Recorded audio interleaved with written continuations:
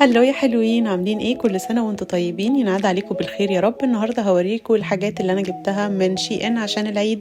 للأسف معظم الحاجات طلعت قصيرة عليا، فتعالوا نشوف. ما تنسوش الاول ان انتوا تعملوا لي لايك وتشتركوا في القناة، ويلا بينا نشوف انا جبت ايه واتصدمت فيه.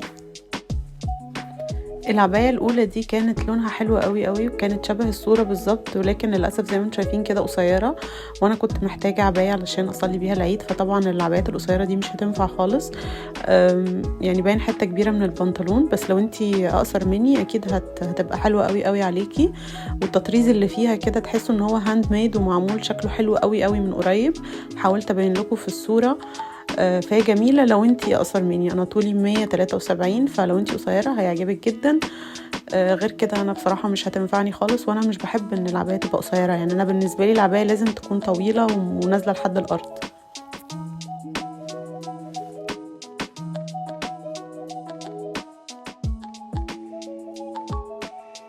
وكمان بالحزام علشان تشوفوا بيجي معاه الحزام ده اصلا. الحزام ده كان اضيق حاجة فيه، بس كان واسع برضو عليا. وده شكل التطريز من قريب.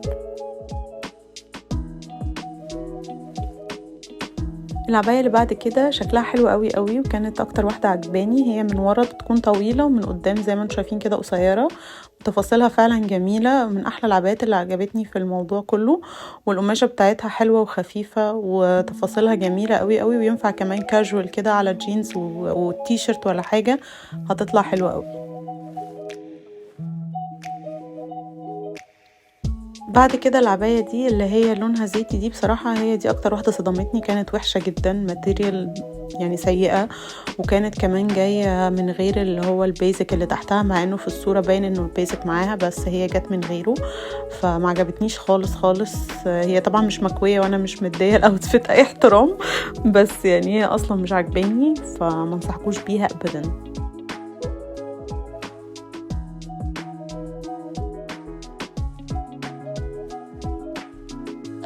نيجي بقى الأحلى عباية فيهم. العباية دي فعلا أحلى واحدة، وشكلها كده روش شوية وشيك قوي. والفستان اللي تحت القلم الذهبي اللي فيه ده مديها جمال. وبصراحة هنا أنا الصورة بتاعتي ظلماها شوية، بس هي من أحلى العبايات، وحتى كمان بتحلي شكل الجسم، ولكن برضو للأسف طلعت قصيرة. مش عارفة هو العيب فيا ولا ايه، او هم عاملين كل العبايات ما تنفعش للطوال.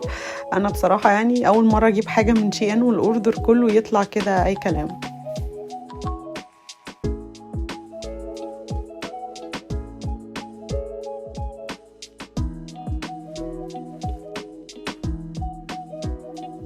خلاص سبت العبايات بقى، وقلت ارجع لعقلي تاني، فجبت التيشيرت ده.